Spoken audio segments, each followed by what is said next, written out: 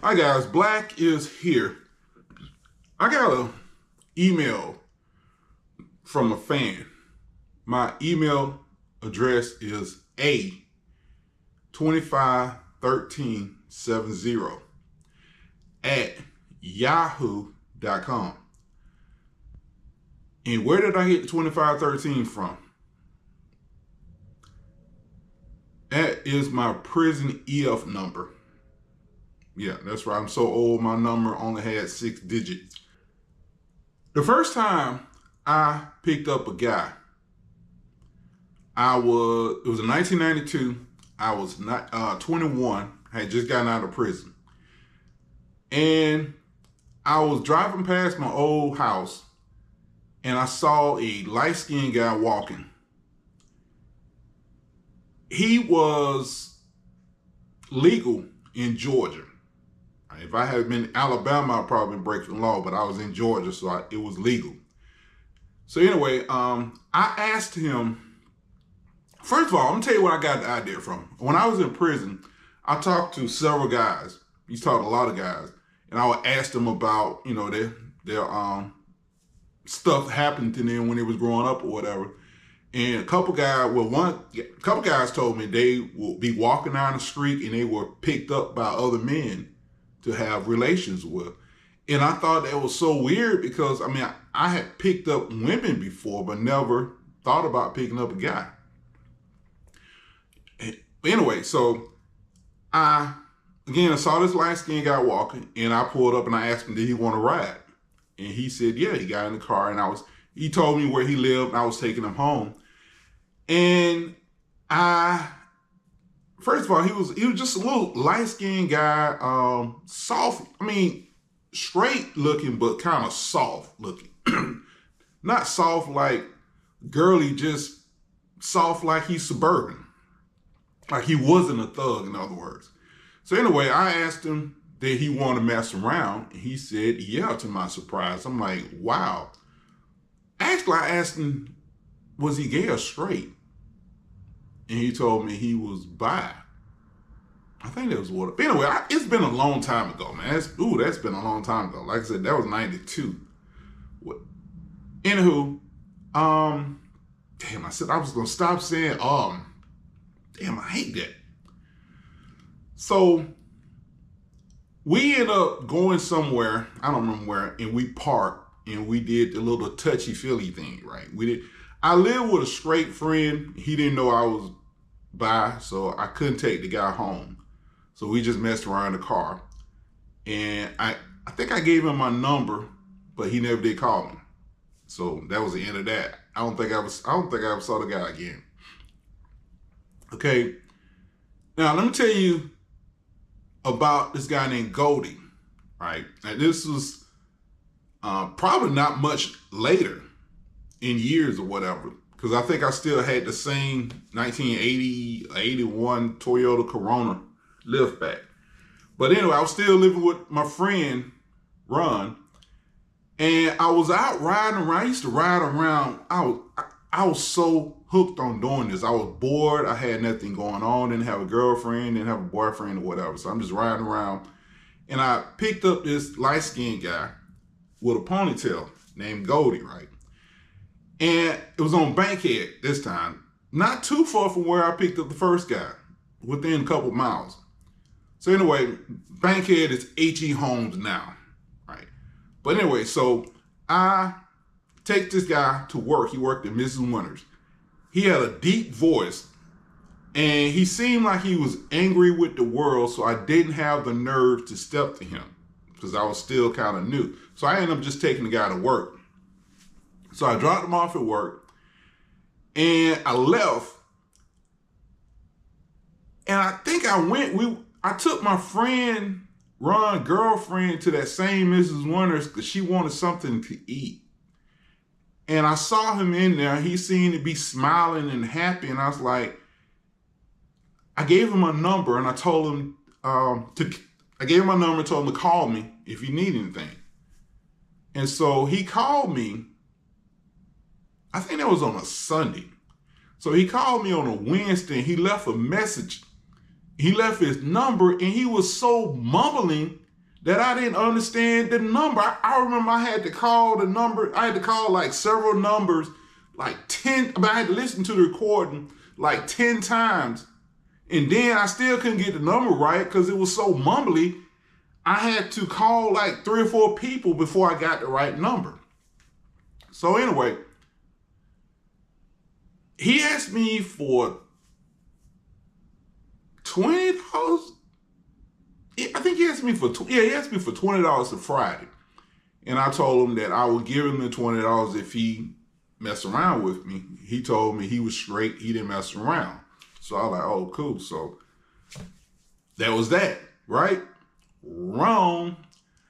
I was working at Pizza Hut on MLK, not far from now, and I was working at Pizza Hut. And he came into Pizza Hut, him and somebody, and he recognized me. I recognized him. And, we kind of made eye contact, and he went on about his business. Okay. So another day, I'm riding down Hightower where I picked up the first light-skinned guy. Riding down Hightower, I passed by my house, and I decided to make a right turn. There was a church, my house, a church, and then a street called Rockwood. So I made a right on Rockwood. It's a real little short street.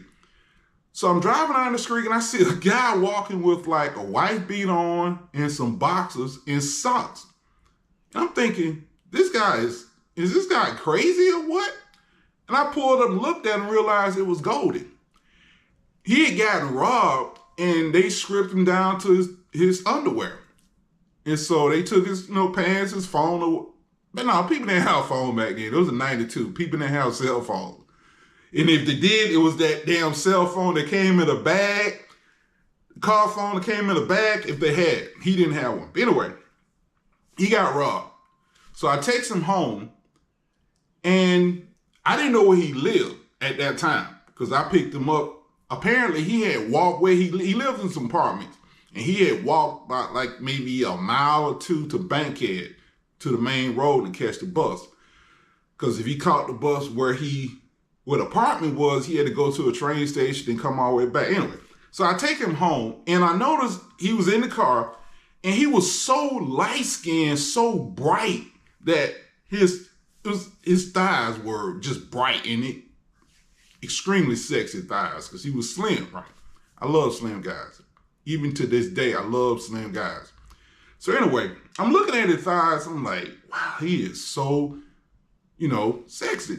But I didn't want to step to him because first of all, he said he didn't mess around, and I damn sure didn't want to mess with him because he just gotten robbed or whatever. So that wouldn't have been a good time for me to, step to him. So I'm taking him home, and I realized he had gotten excited. And I'm looking, I'm like, wait a minute. He's excited. I'm like, hold up. How is he straight? But he just got robbed. But he's excited. I'm like, how the hell does that work? So again, I didn't step to him because he just gotten robbed. So I just ended up taking him home. So I dropped him off, and I think I gave him my number again and told him, if you need something. No, I didn't. I didn't give him my number again. He still had my number. That's what it was. So I take him home, I dropped him off. And a few days later, he called me and he asked me for $50. He wanted to do something. I forgot what it was. And again, back then, $50 was a lot of money to mess around with. That was my $10, $20, $25. I was broke back then. $25 was a lot of money. So I was like, I didn't go past $25. But anyway, he wanted 50, and I'm like, no, $50 he's good looking, but that's just too damn much money. But what I decided to do was, I decided to meet him. I had told him I was going to give him $50, but when I went to meet him, I ended up dropping down to 30, and he didn't want to drop to 30. He wanted to stay at 50. So we ended up because at the time he had a car. He had a car then. So I met him somewhere, and Like I said, I dropped it down to 30 and he didn't want to go for it. So I left. And he was not too happy, which I can't blame him because he thought he was gonna get 50 or whatever. A friend of mine, Ron, the guy I was living with, there was a girl there down the street, her name was Faye. She had a cousin named Tasha. Tasha was light-skinned, fine as hell, kind of thick. She was probably the finest girl I had been with at that time. But we ended up going out and we came back to the house and Ron and Faye was in the other room and Tasha and I was in my room and we were completely unclothed and we were about to have relations when she kept telling me, no, I have a boyfriend. So I'm like, if you have a boyfriend, why the hell are you in my bed nude if you have a boyfriend? So I ended up kicking her out. So my friend Ron got mad at me for kicking her out because she came into their room while they were trying to mess around and he didn't end up messing. I think he had to stop or whatever. So he was mad at me until the next day I told him that she was completely unclothed. And he was like, well, how the hell she gonna get unclothed? Wait till she get unclothed to tell you she got a boyfriend. I'm like, duh. Well, anyway, some days after that, Tasha comes over to my house and asks me to take her to her boyfriend's house. And I'm like, are you serious? Hell no. She's like, well, I'll pay you. So she gave me some gas when I took over a boyfriend's house. No, I'm sorry. I took her to a grandmama's house. Took her to a grandmama's house. That's what it was.